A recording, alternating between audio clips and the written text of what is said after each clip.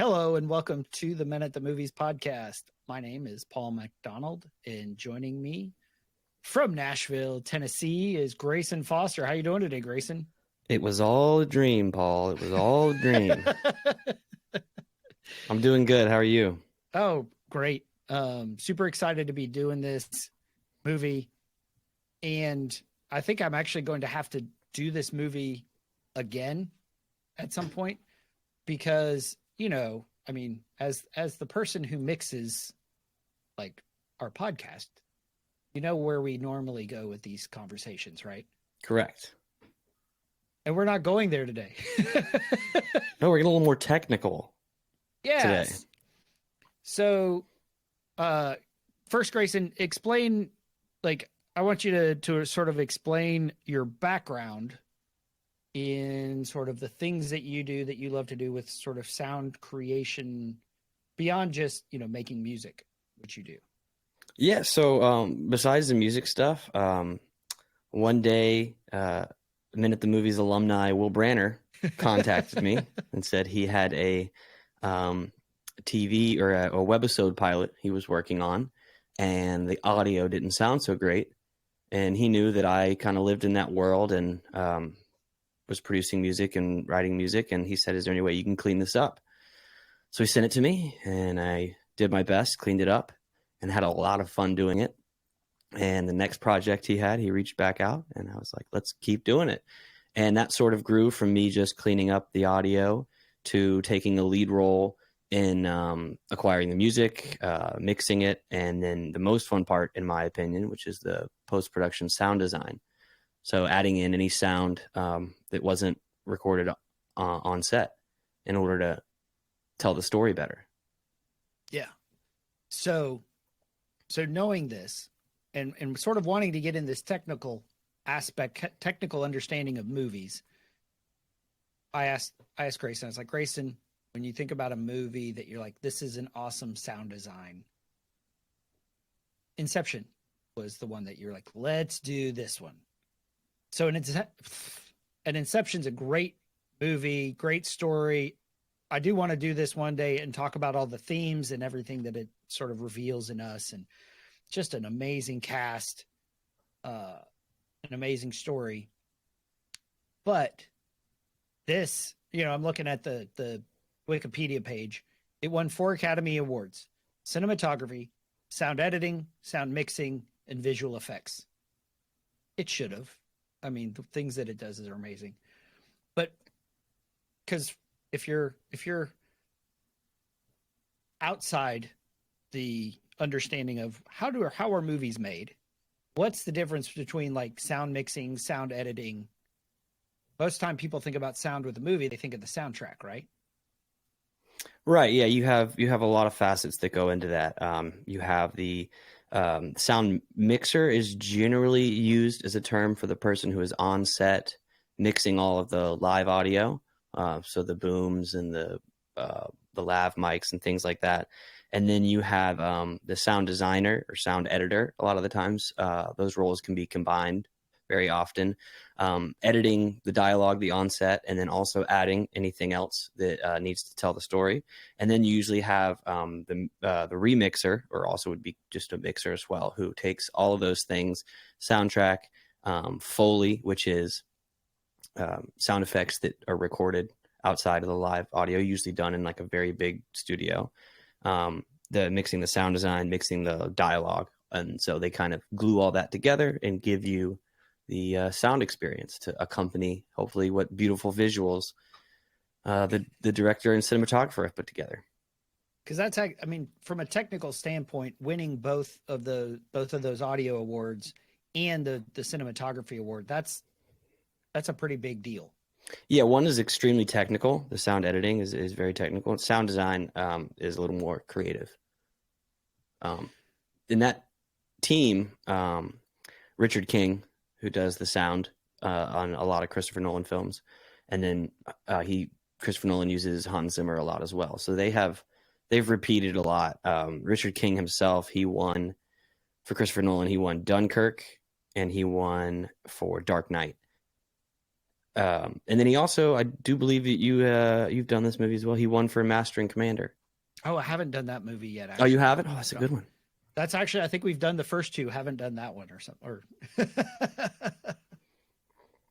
so I'm just looking. So if you look at this most recent year of the Oscars, I mean, I don't know when this will be played, so I won't say, hey, it was just this weekend. So if you look at this year, like Top Gun Maverick won for the best sound. That's right. I kind of thought All Quiet on the Western Front should have won, though. How come? Um, I don't know. I mean, the Top Gun jet engine thing, I feel like has been done before, and they literally recorded jet engines, which congratulations. It sounded awesome. It felt cool. It's a movie theater movie. Yeah. I thought that All Quiet on the Western Front did a better job of making you really feel like you were there. And again, it all comes back to accompanying the visual as well. And Right. I thought it did a phenomenal job of that. So I know we're getting super technical, and I'm sorry if you guys who are listening, you're like, this is a little boring. We're going somewhere with it. We got to sort of lay the foundation for what gets Grayson excited. But, and I think it's important to understand what is the distinction between the sound editing and sound design. Right. Yeah, you want me to keep touching on that? Yeah, man. Yeah. So I'm still kind of wrestling with it in my own head. So, all right, imagine I sit down and I've just been delivered a project to work on. And so I'm seeing the short film, the film, whatever it is, and I have the accompanying audio that was recorded on set. As a sound editor, my job would then be to make that audio that was delivered to me sound as good as possible, cut out anything that the director doesn't want, and make the dialogue as crisp and as clear as possible, or anything else that was recorded on set. And then when you put on the sound design hat, that's more, okay, in order to tell this story, what sounds do I need to add? For instance, let's say you're doing a scene that takes place on a road, and maybe it doesn't start in a car, but it starts with a shot outside of the car and it goes into the car. Well, you might not want the sound of outside the car going into the car. You might want to start with whatever's going on inside of that car. So then you're using the audio that you would get from wherever the microphone was placed in the car. Now, let's say you want to tell a different story and you want the perspective to be the sound from a car very, very far away. Well, then you might want to add car sounds that put you in that space as opposed to using what it would sound like 100 feet in the air. and like you said, going from inside the car to outside the car, it's going to sound different, right? If you close the door of a car and you're hearing something that's outside the car, it sounds different. You open the door, you're going to hear it more clearly. Exactly. Yeah. And the sound design is the person who's making that shift. Correct. Yeah. They are telling the sound side of the story. In James Bond movies, it happens a lot where you'll see like a big wide and there'll be a bunch of cars on the road, but you can only hear one distinct car really that's like the protagonist car. Yeah. And it might not make sense that you hear that car, but in order to tell the story, you want to hear James Bond's car or the villain's car or whoever he's going after. Where Well, maybe they're just all Priuses and you just can't hear them. That's true. Maybe, if you were actually there in real life, you would hear two cars beside you more than that car. But in order to tell the story right, you want the audience to hear that car.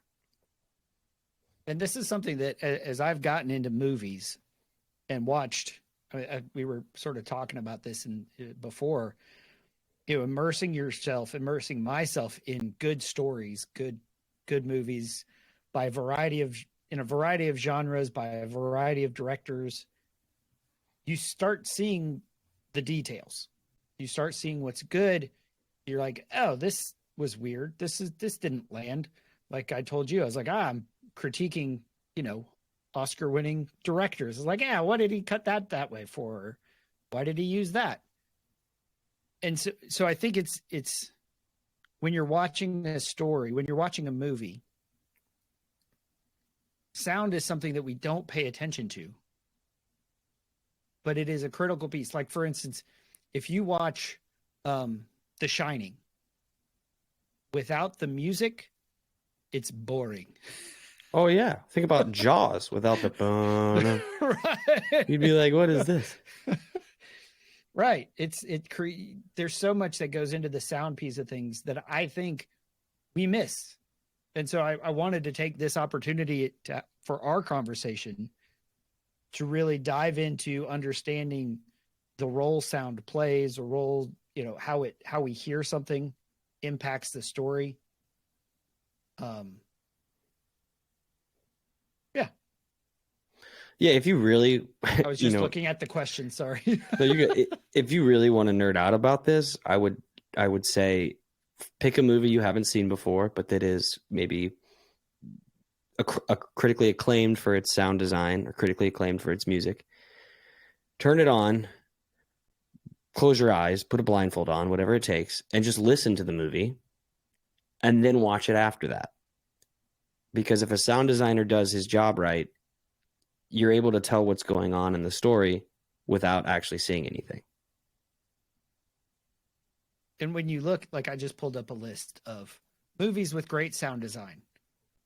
And the thing is, they're great movies.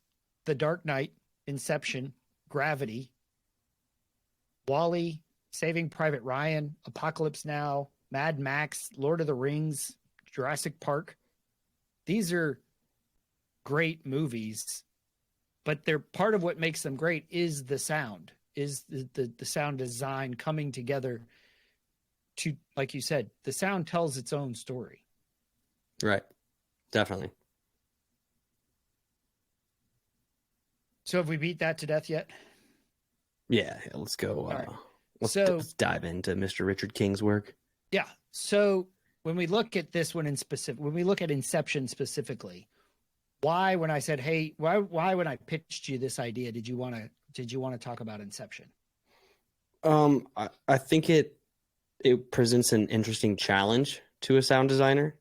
I would ask you the question, do you remember the last dream you had?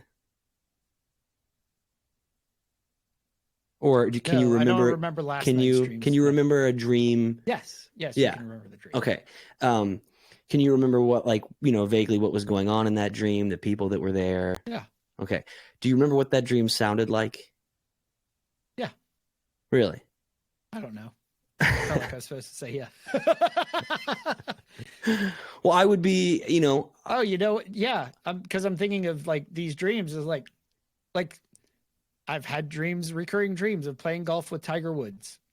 That's a cool dream. It is super bummer to wake up and be like, that will never happen. But like, I don't remember birds singing. Right. Or people's voices in the background. Yeah. So it's just sort of it's like you're in a cone of silence. Right. So I thought it'd be really cool to talk about a movie where a sound designer had to tell the story of what a dream world sounded like. What would make it different than reality and what would connect it to reality, because we obviously, when we dream, it's enough for it to be believable for the most part. And one of the goals of these characters was to create these dream worlds that were both believable, but that they could control to achieve Inception.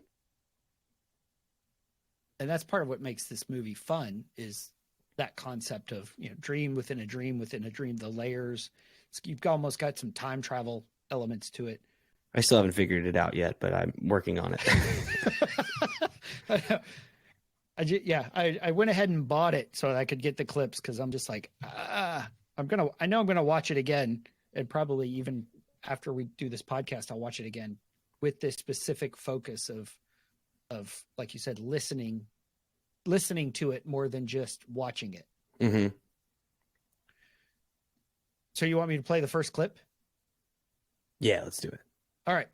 So you wanted me to pull a couple clips, and both of them are sort of in the dream sequence, but when Leo's character. Probably should have written this down. Basically, when they're Dom Cobb, yeah, a great character name. I guess that's the great thing of there we go. Dom Cobb and Ariadne.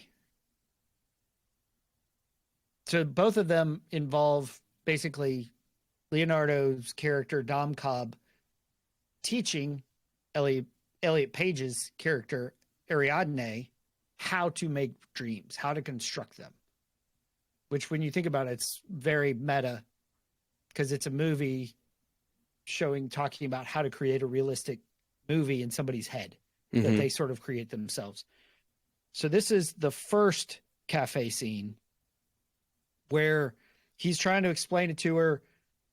It kind of struck me very similar of when you were asking me about what's the last dream you had, was there sound in it? It's very similar to this conversation. And then towards the end, you hear her freak out. They say we only use a fraction of our brain's true potential. Now, that's when we're awake. When we're asleep, our mind can do almost anything. Such as? Well, imagine you're designing a building, right? You consciously create each aspect. But sometimes it feels like it's almost creating itself, if you know what I mean. Yeah, like I'm discovering it. Genuine inspiration, right? Now, in a dream, our mind continuously does this. We create and perceive our world simultaneously, and our mind does this so well that we don't even know what's happening. That allows us to get right in the middle of that process. How? By taking over the creating part. Now, this is where I need you. You create the world of the dream. We bring the subject into that dream, and they fill it with their subconscious. How could I ever acquire enough detail to make them think that it's reality? Well, dreams, they feel real while we're in them, right? It's only when we wake up that we realize something was actually strange. Let me ask you a question. You never really remember the beginning of a dream, do you? You always wind up right in the middle of what's going on. I guess, yeah. So how did we end up here? Well, we just came from the, Think about it, Ariadne. How did you get here? Where are you right now? We're dreaming? You're actually in the middle of the workshop right now, sleeping. This is your first lesson in shared dreaming. Stay calm.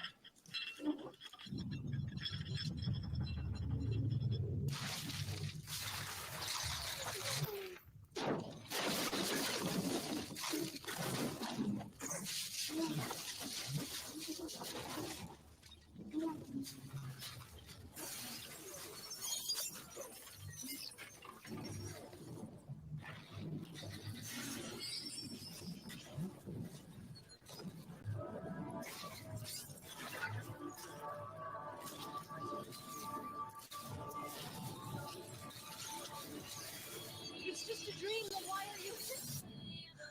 It's never just a dream, is it? A face full of glass hurts like hell. When you're in it, it feels real. So obviously, this being a audio podcast, nobody saw that clip, right? I hope not. Especially if you're driving. But you're almost like he was saying is your brain creates the film, especially towards the end when things are blowing up, like the coffee cups rattling and the everything's blowing up, right? Right. And if it's not real, like she says, how do you get all of that detail? Well, you create it. That's the fun part. You obviously, in good conscience, you can't throw a bunch of glass at Leonardo DiCaprio. His face is it's valuable. It's worth a lot of money.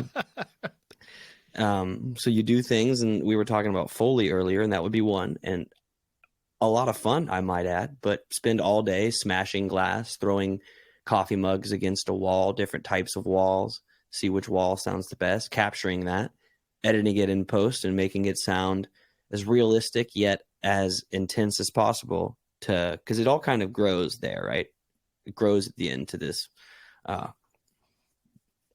big epic turn where she's like, well, why are you covering your face?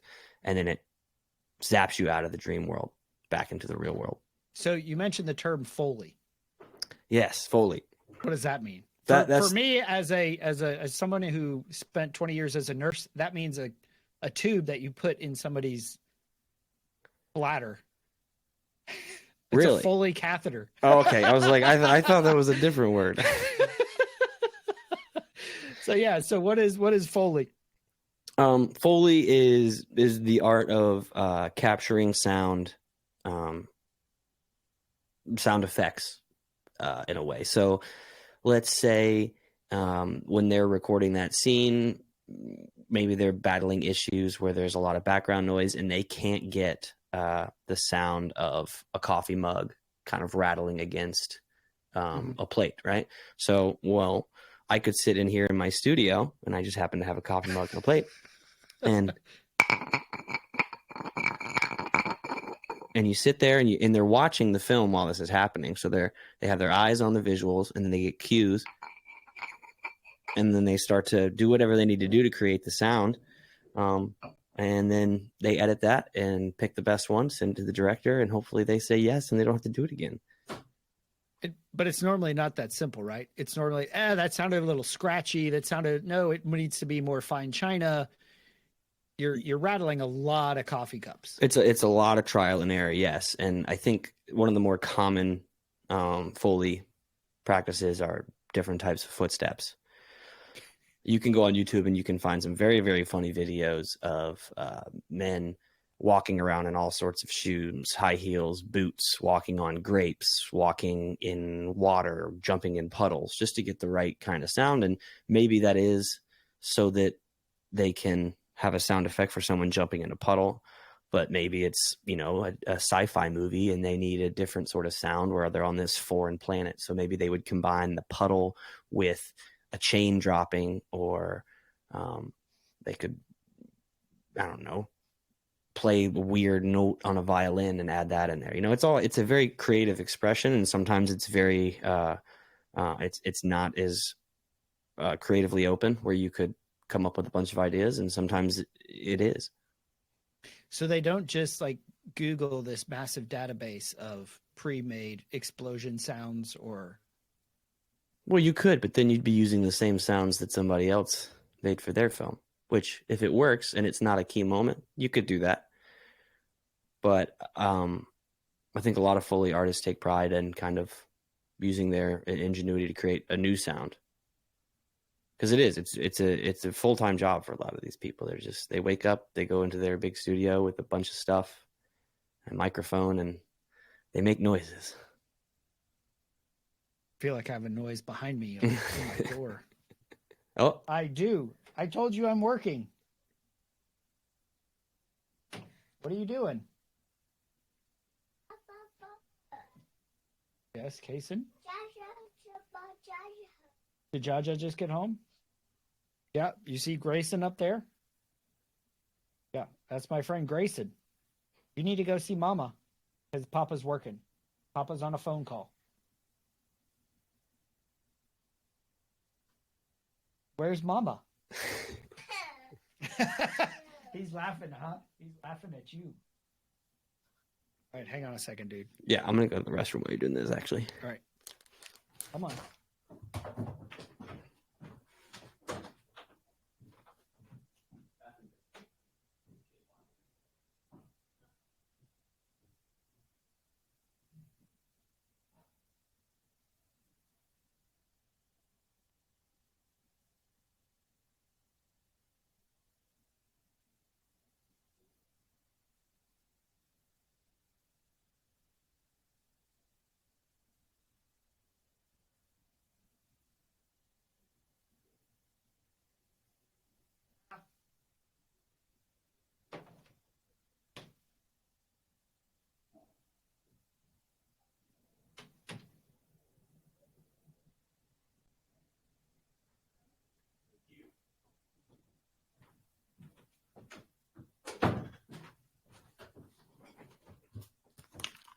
All right. Sorry about that. No, that's okay. All right. So what you're saying in a movie like you mentioned All Quiet on the Western Front, that when you hear their boots splashing through the mud, that's not actually, you're not hearing it as it's shot at that moment? It depends. It depends on if they were able to capture what they wanted. I'm sure some of that could be, but they might need a sound for a soldier in the distance, maybe, or someone that's not in frame, in which they would add that. So it's very possible that they use what they got that day, but if they don't have the quite right sound, or it's not timed right, or they want to tell a different story with the sound, they would use Foley or a sound effect. Which I think is so fast. Like, I've taken this approach now. Like and it's not exactly sound effects, but if there's a person whose back is towards the camera as he's speaking or she's speaking, and there's a line delivered, I'll be like, they came up with like 5 different lines and took one of them. It's like, because you don't see them talking. Right. Yeah. So that's coverage, right? So if you've got over the shoulder shots, yeah, you're getting a reaction shot a lot of the time, but at the same time, you're making sure you get good, clean audio of whoever is in frame, so that if you use a reaction shot while someone is talking that has their back to the camera, you're still using the audio from the take originally, which is sometimes you can catch it. You can see some head movements that don't quite line up with the line. Sometimes you can catch some lip movements that don't quite line up, but a lot of times it's so fast you don't even notice it, unless you're like me and you overanalyze everything, and then your wife gets mad because you pointed out something so small. Well, I thought about that watching Top Gun Maverick, as they're talking, as they're talking when they're in the airplanes and they have their masks on. Obviously, they're not recording those lines in the plane, probably, right? They might be recording them for timing, right? Whether it's through the microphones and the like radio. I'm not sure. I've never been in one of those planes. I don't know how those I haven't either. how those transmitters work or whatever. But they would still record it for timing, right? But then Right. they would go in, and that's another world called ADR, where you're re-recording audio. What is ADR? Do I need to Google it? Yeah, Google it, because audio just, it's also formerly known as looping. Automated dialogue replacement. It's automated dialogue replacement, Paul. We didn't just have to look that up. But yeah, so that's when the actor or whoever they need will go in, and very similar to Foley, they'll have the shot up on a TV or a monitor. They'll play it, and then they'll try to say it the exact same way they did. One of the reasons you might have to do that is you got bad audio on the day. Maybe you want to change a small part of the line, or maybe there was too much background noise. But for instance, in the scene that we just listened to, and again, I can't say this for sure because I wasn't there, but that looks like or sounds like that they had all of the extras on set be extremely quiet. So they might look like they're talking, but they were told not to make any actual sound. They might look like they're putting their cups up and down on a plate, but maybe those plates are made out of rubber, so they don't make any sound. And that's so you get the best on-set dialogue, and then the sound designer would then take background noise from a cafe and then put that in behind it. So you get good, crisp, clean dialogue and good background noise, but the background noise doesn't interfere with the dialogue, and you're in control of both of those. The levels. Correct. Yeah, you're in control of both of those assets. So that's super cool. I never even thought of that aspect of it, because typically it's hard to catch. I would guess it's hard to catch sound in the moment during the scene, isn't it? Depending on the scene, yeah, and depending on the shot, yeah, it can be very difficult with what's going on. And a lot of the times, like, you have big Avengers movies where there's explosions going off, and there's fog that they're cueing and stuff, and you don't want that, or you don't want the person who's cueing all that voice in the film. So yeah, a lot there's of that somebody would yelling directions. A lot of the times, yes, for safety and things like that, yeah. But that's one of those things. Like, it starts when let me try to start 4 different sentences.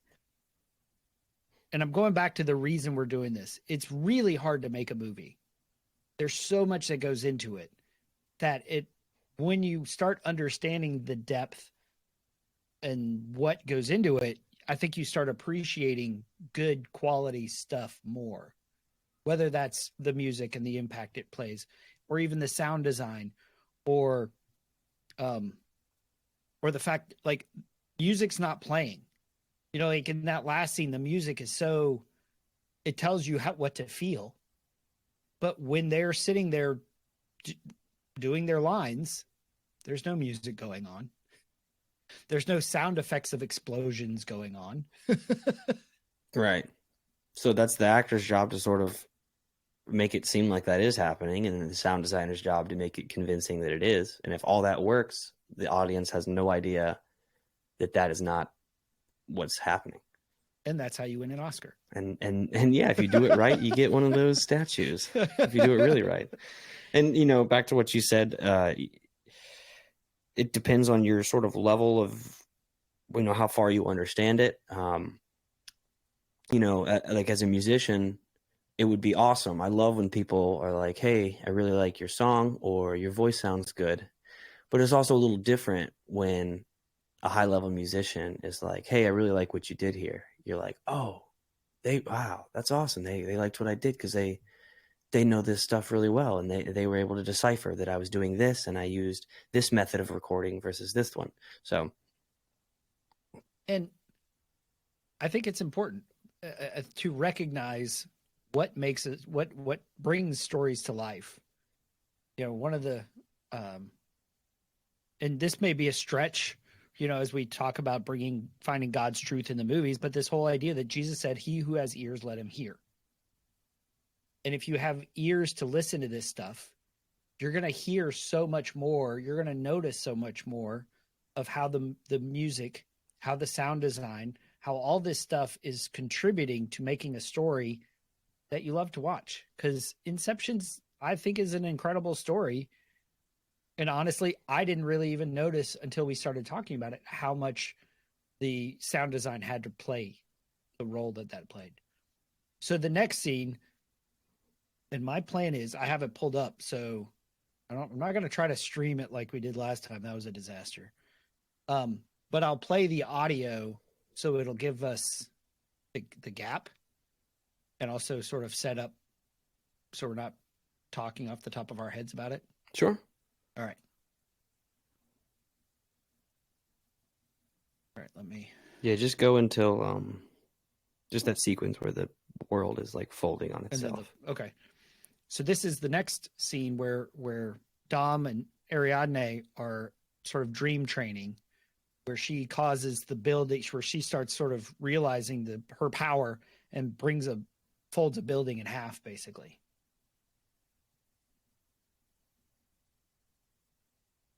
Oh, there it was. All right, let me see.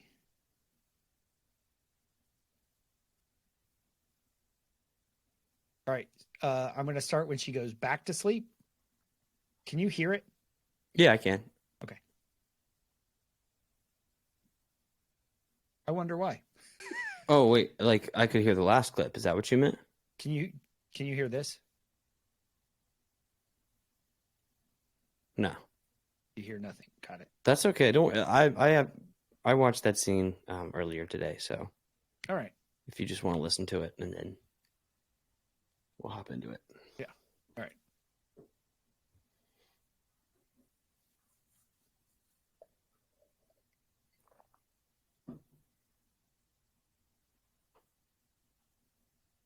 You are the dreamer. I am the subject.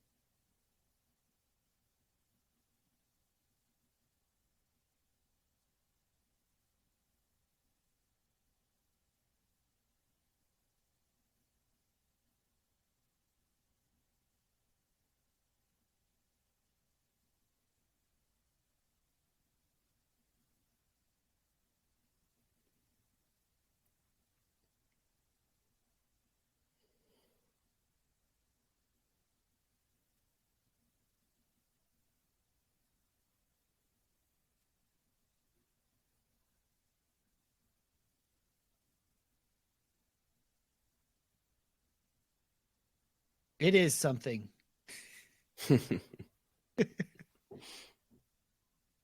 So what was it that I mean, she said, she said I thought it was all about the visual, but it's about the feel of it.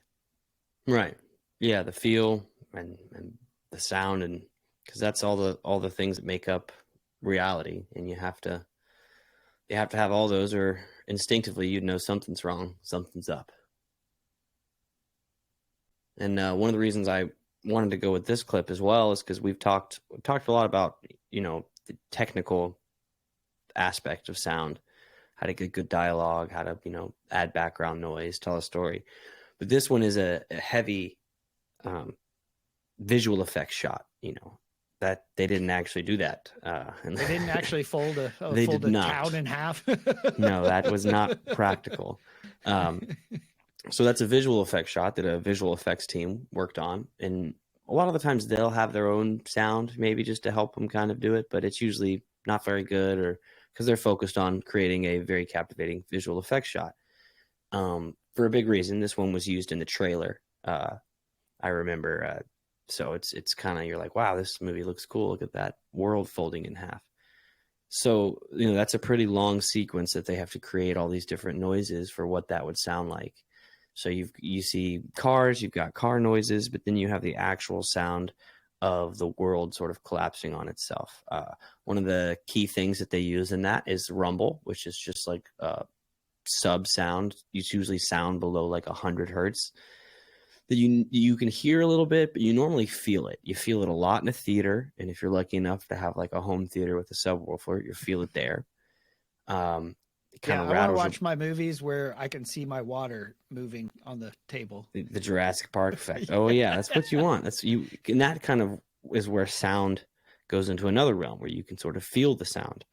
And then you have the physical sound of the world collapsing on itself, which I have watched a breakdown of this, and I remember him talking about he used a lot of metal fences, shaking, banging fences. And then there's also this pretty distinct, like almost laser-like sound right before it kind of completely collapses.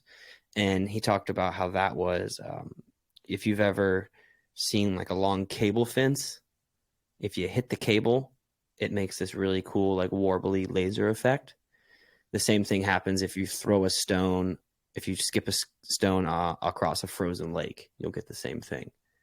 So they threw those in there, and it's about taking all of those different elements, affecting them, and then stacking them together to create one cohesive idea that the audience will accept and believe. Yeah, it's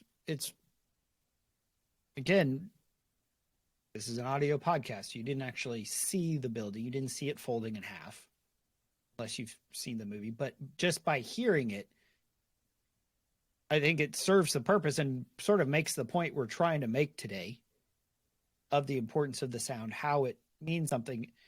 Because for us, for me, when I'm doing these podcasts, the clips I pull typically are dialogue. What is this scene that's powerful? But that's not all that a movie is, obviously. It's not all that goes into it. So what is that? I'm trying to think what.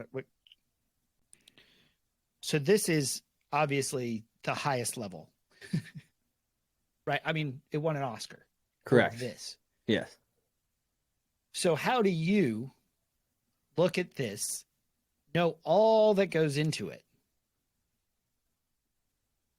and then how do you stay inspired as you're like, as we were mentioning, you're grinding, getting your movie, you're grinding, getting your songs on Spotify. You're doing this stuff. There's a gap, right, between what you see as sort of the excellence, what you'd love to do and be a part of, and where you currently are. I've felt it. I'm watching a Ken Burns masterclass on documentary stuff, and I'm like, oh my gosh, I'll never be that good. Well, he's freaking Ken Burns. Probably not. It's, so I don't know. That was a question that popped into my head of when you see something like that. You're like because you know how hard it is to do. You know the elements that go into it. What keeps you moving towards that? A lot of it's just passion for the subject, passion for creativity. I think before Richard King won an Oscar, in the back of his head, he maybe had that as a goal or thought that was in the realm of the possibility, but I'm pretty sure that he did it because he loved it. Yeah. And there was a space for him to do something that he either was good at or thought he could be good at. It'd be interesting to go back and listen to his first film and, see if it's as much of a masterpiece as Inception, or maybe the film was just like a walk and talk film and all he had to do was just make the dialogue sound good. But yeah, it's passion. It's staying in the game. That's a big thing. Not being discouraged when things don't always go right. You just have to keep trying. There's a lot of stories out there. I think we live in a world of immediate satisfaction right now, and people want virality, and people want the first thing they do to be widely accepted and to be applauded for that. And that happens on occasion, but that's a rarity. Yeah. And also, if that happens to you, your perception of that can be kind of skewed. Whereas if you're really grinding and working hard and trying to innovate consistently, you will get better. That's a proven fact. If you continue to do something, you will get better at it. Well, and like you were sharing before, is you submitted some songs to the indie stuff that you like and you listen to, and they're like, oh, it's too polished. Like, oh, that's actually a really good problem to have, right? Yeah, going from, hey, the composition of this needs work, or we don't really love your melodies and we think that you could have done more with the production, to this is a bit too commercial and polished for us, that's feedback that, although, if you don't get that spot on that blog or on that playlist, you're still like, okay, fine. It's like when you're playing golf and you hit a great shot over the green, you're just like, I just freaking nailed it. I couldn't hit that any better. How am I going to be upset that I smoked it? Right. But and hitting it over the green is not what brings you back. What brings you back to playing golf is that feeling of when you absolutely hit it flush, and it's one of the best feelings on the planet. Thank you for bringing up golf. Yes, thank you. Appreciate that. It's another passion of mine. One day, we'll have to go one way or the other and play around together. That'd be yeah, tough. we can meet in the middle too. Whatever you want, you tell me. Yeah, because one of your side gigs is caddying. Correct. Not a passion. I'm passionate about it because it helps fund my pursuits, and then I also get to play a course I have no business playing every Monday. Well, and I mean, even that's kind of an interesting concept that, yeah, you do this to help fund your passion, and it provides other opportunities. Like you said, you can go play on Mondays. Like, I struggle where I live because I live in the middle of like 4 super exclusive golf courses that I can never play. So I've got to drive at least half an hour to find a golf course that I can just play at, which means I play a lot less because I got to add an hour to an already 4 to 6 hour round. Yes, and not to go full tangent, but I could talk for a while on the suboptimal Muni golf nature of Charlotte, whereas in Nashville we have excellent Muni courses. Awesome. We can go on tangents. So so you come out here. Yeah, that sounds better. Well, yeah, I had a ton of fun when I was in Nashville for a morning, just walking around the main street where all the country and western bars are. We ended up in honky-tonks? Yeah. Well, at 11 a.m., they're not really honky-tonks. You picked the right day, they might be. Yeah. This was this was like a Tuesday morning at 11, and we went to Johnny Cash's, and just because I was like, oh, I like the way these guys sound. Yeah, walk by, take your pick. There's usually a Yeah. band playing in every single one. At 11 a.m. on a weekday morning, they're all full of live music. Somebody's got to do it. Again, that's not a big scene in Charlotte, live music and during the week in the middle of the day. That's true. Yeah, that's another thing. Charlotte's closing down the small venues. Which is why that's why you live in Nashville. It is. That's why I chose Nashville, yes. Had I used my finance degree, I probably would be in Charlotte. So, anything else that you can think of that would be relevant Let me look at your questions again.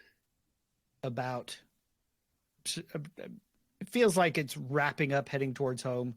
Yeah. I feel like we sort of nailed some questions, but I feel like we need to put a bow on it. Yeah. Why don't we just talk about like how sound in the movie experience, like we could go back to the storytelling aspect and just bring up the Inception story. Maybe you can make a comment on why you like that story, and then we can just be like, it's great how the sound helps tell that story. Is that a bow? Could be. I gotta go.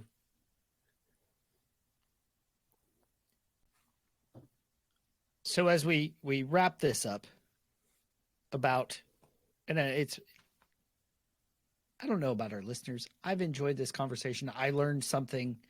I mean, just the idea that every sound that you hear in a movie, especially the sound effects, were created. They're not just captured. It doesn't always just sound that way. You're running through the mud doesn't always sound like running through the mud. Sometimes it's boots on grapes or splashing in the water or whatever they did.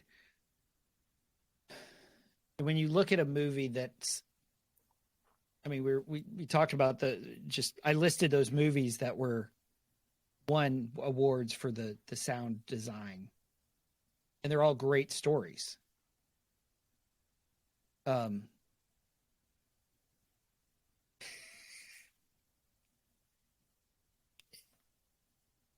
I'm trying to figure out, I'm a verbal processor. Mm-hmm. So I'm trying to figure out, because it's like, how do you have, like, I guess you could have, can you have a good story without good sound design? You could have good sound design and have a crappy story. It's going to uplift it. It'll make it better. Well, It doesn't work the other way. That's an interesting question, because you could, because there are a lot of films that use silence to their advantage. A Quiet Place is a great example of that. There's very minimal sound in that entire film, but it's a choice. So that's sort of my thesis for this podcast on sound design, is it's a creative choice to tell your story.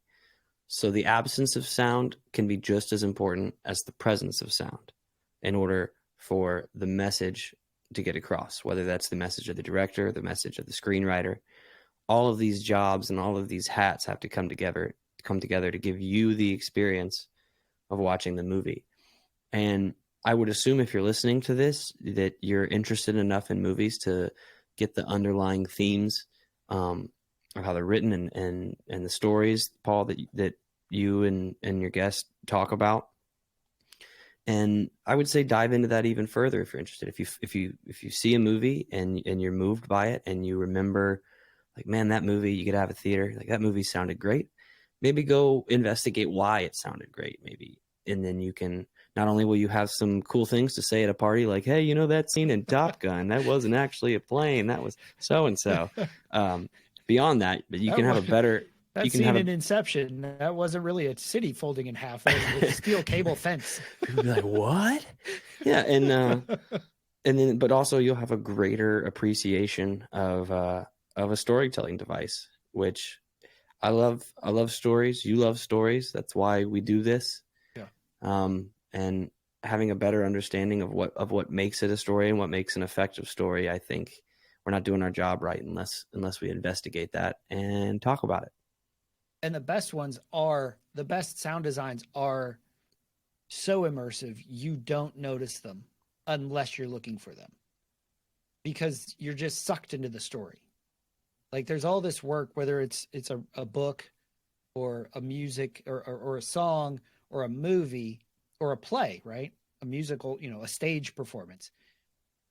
If everyone's doing their job well, you don't notice it. It's like watching football. If the refs are doing their job, you're not noticing them. Right? It's bad if you're noticing this guy or an offensive lineman. If they're screwing up, you only really notice if they screw up.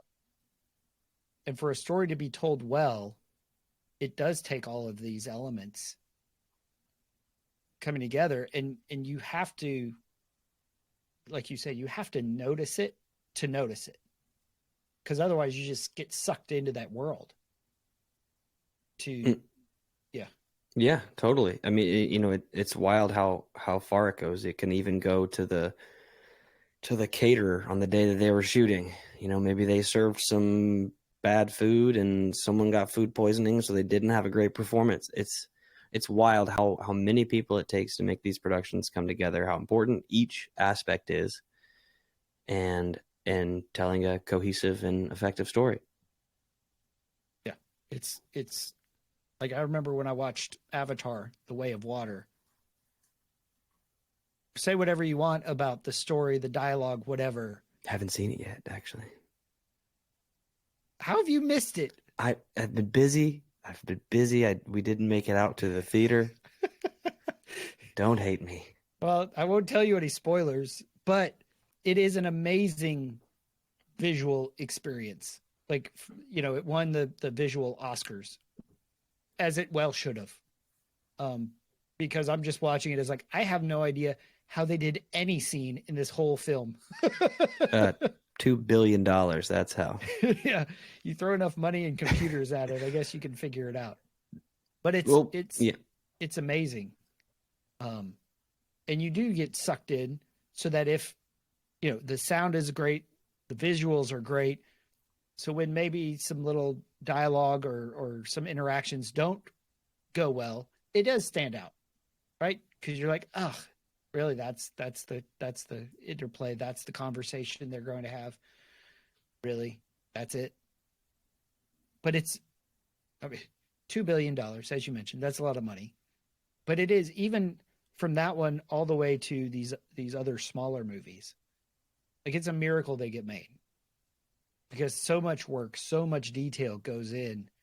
And I think part of the reason that I wanted to have this conversation was to help people appreciate that work, really the work that you do, because what what you and I are hearing right now as we talk to each other is not what the podcast listeners are going to hear, because you're going to do things to the sound to make me sound more like a sage. Yeah, we'll lower a few frequencies and we'll add a little sparkle where it needs to be, and then we'll use what's called a noise gate, so you don't hear either of us breathing when we're not talking, or you're not hearing me reach for my coffee. Yeah. So you only hear the coffee cup rattle when you want them to hear the coffee cup rattle. As long as it tells the story, that's when you want to hear it.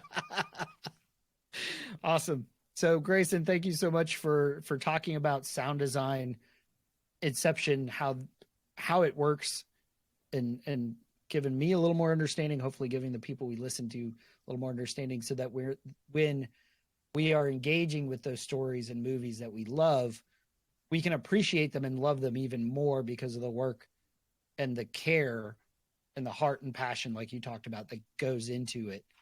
Whether that's their first movie or their 101st, right? John Williams just he's been nominated for 50 something Oscars. Yeah, that's he's pretty wild. good. He's like 91 years old. But yeah, go out there and listen to some movies. Yeah. So this has been Paul McDonald and Grayson Foster, sort of talking about Inception. You should absolutely check it out with that mindset of listening to it, and see how it changes how you enjoy the movies that you love. We hope that you enjoyed it. We hope that you join us next time here on the Men at the Movies podcast.